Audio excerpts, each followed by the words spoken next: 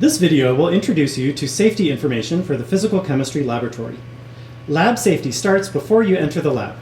You must show up to lab wearing proper clothing. Your body should be covered from neck to toes. Your shoes must cover your entire foot. Flip-flops, sandals, and clogs are not permitted. You must wear long pants or a long skirt. Leggings, tights, or shorts are not permitted. Do not wear sleeveless tops, tank tops, or clothing that exposes your waist. Basically, we want your entire body to be covered for your protection in the event of a chemical spill. If you have long hair, your hair should be tied back.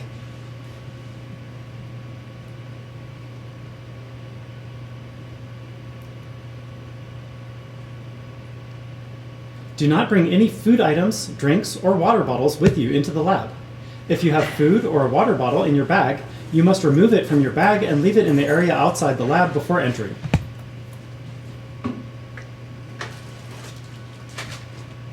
Enter the laboratory through the east door.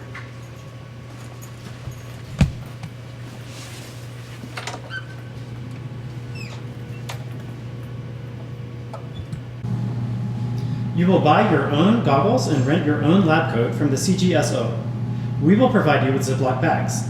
You will store your goggles and lab coat in the Ziploc bag and keep them in the drawers next to the entrance as per your section. As soon as you enter the lab, you should retrieve your lab coat and goggles and put them on. Next, put on a pair of disposable lab gloves. Gloves are located on the bench top next to the door.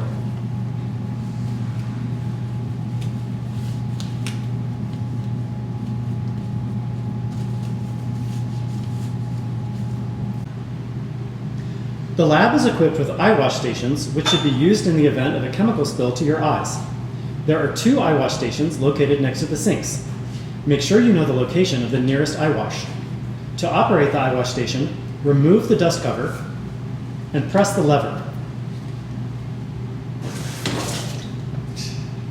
Rinse your eyes with lots of water for 15 minutes and consult a doctor afterwards. Assist others in the event of an emergency. Fire safety. The lab is furnished with equipment that should be used in the event of a fire. There are 2 fire blankets. One is located next to the east door, and the other is next to the west door. Fire blankets are an excellent way to put out a fire in its initial stages and can be used to cushion or support an injured person. There are 2 fire extinguishers in the lab. One is located next to the east door, and the other is located by the opposite wall. To use a fire extinguisher, remove the pin, aim the nozzle at the base of the fire, and press the lever. If the fire is too large to safely extinguish it by yourself, you must exit the lab immediately. Activate the fire alarm if it is not already active and exit the building. There are 2 safety showers. One is next to the east door, and the other is next to the west door.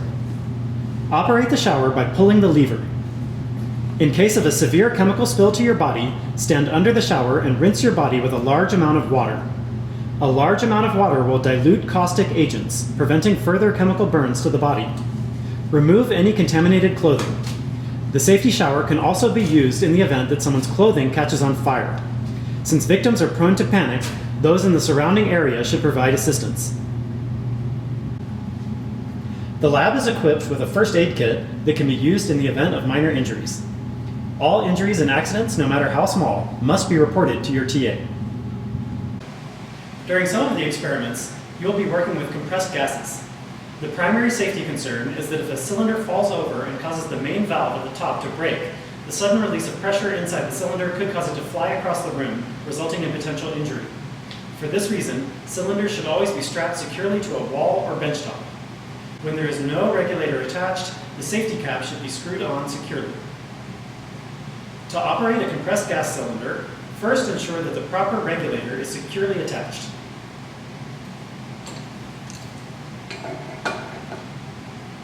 A regulator is a piece of equipment that allows you to control the pressure that comes out of the cylinder. A high pressure is attached to the inlet, and a lower pressure comes out of the outlet. Normally, the regulator will be attached for you by your TA. Next, connect the proper gas line by screwing on the swage lock connection or by attaching the hose bar connection.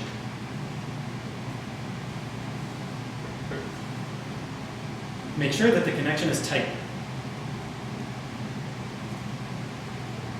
When you open the main gas cylinder, you will be able to read its pressure on the main gauge that is located on the inlet side of the regulator. You can set the outlet pressure by adjusting the regulator knob. Turn the knob clockwise to the right to increase the pressure.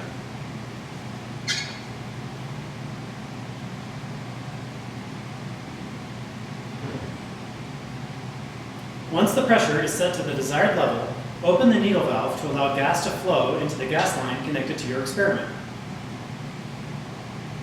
When you are finished, close the needle valve, as well as the main valve on the tank,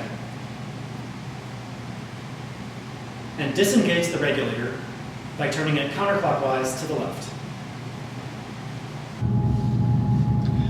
Waste disposal.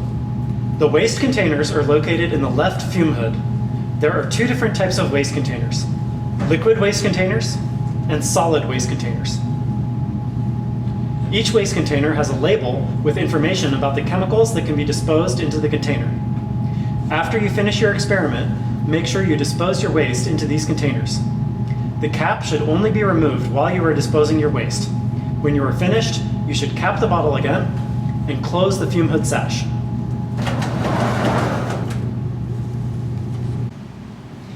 Glass disposal. There is a separate bin for glass disposal in the lab. Never dispose of glass in the regular trash bin. If you break any glassware while performing your experiment, sweep up the glass safely and dispose of it in the glass disposal bin. If there is a lot of broken glass, inform your TA. Your TA will take care of it and dispose of the glass properly.